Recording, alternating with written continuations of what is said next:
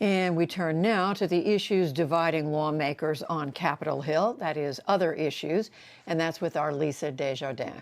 So, Lisa, today we learn more about the impeachment trial that's going to start 1 week from today in the Senate. We learn more about the arguments each side is going to make. Tell us about that.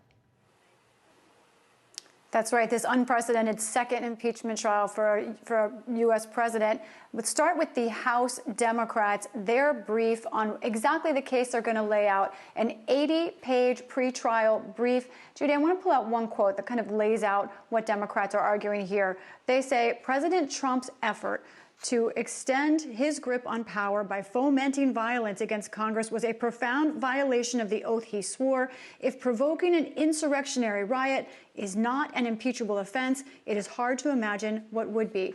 Essentially, Democrats in the House are laying out a case where President Trump's own words were responsible for and intentional to try and cause a riot at the U.S. Capitol to stop the election of President Joe Biden. They also lay out a case where they say there is precedent for impeaching a former officer. Now, let's go to the president's case. His relatively new attorneys filed a 14-page answer. Their fuller brief, more lengthy brief is expected next week. But this is a first glimpse of what his attorneys will be arguing in court. And, Judy, they are planning to argue that the president was under his First Amendment protections to express his belief that the election was suspect in their words. Let's go to a quote from this document. Those attorneys write that insufficient evidence exists upon which a reasonable jurist could conclude that the 45th president's statements were accurate or not, and he therefore denies that they were false,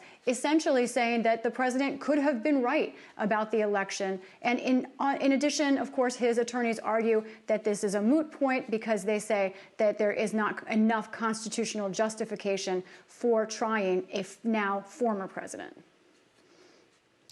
So, Lisa, in connection with the assault on the Capitol, there's been a lot of discussion in recent weeks about security around lawmakers on the Hill. What are you learning about concerns about that during and around the impeachment trial and then in general?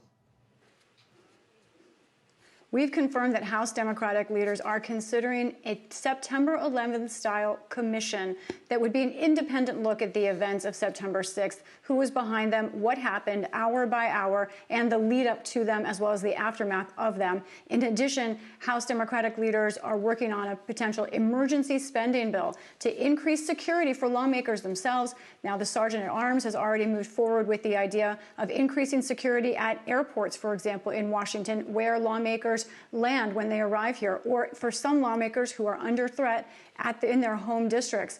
Now, this has really been behind the scenes a very serious emotional time, traumatic time for many members of Congress. And that came to bear last night on Instagram when Representative Alexandria Ocasio-Cortez spent over an hour relaying her experience on January 6th. And she ended talking about the trauma that she and other members are facing.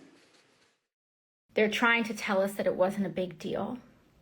They're trying to tell us to move on without any accountability, without any truth-telling, or without actually confronting the extreme damage, physical harm, loss of life, and trauma that was inflicted on not just me as a person, not just other people as individuals, but on all of us as a collective.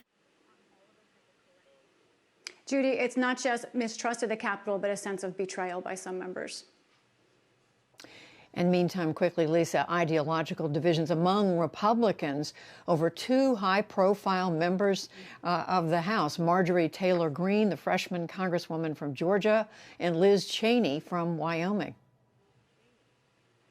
Right, Marjorie Taylor Greene, someone whose remarks are increasingly under attack or criticism from those in the middle, and Liz Cheney, who may face a vote on her leadership tomorrow. Last night, Mitch McConnell, the Senate Republican leader, sent out this noteworthy statement about Marjorie Taylor Greene. He said that loony lies and conspiracy theories are cancer for the Republican Party and our country. Didn't mention her by name, but Judy, this is a very sharp intra-party fight. So interesting that he weighed in. Lisa Desjardins covering it all for us at the Capitol. Thank you, Lisa.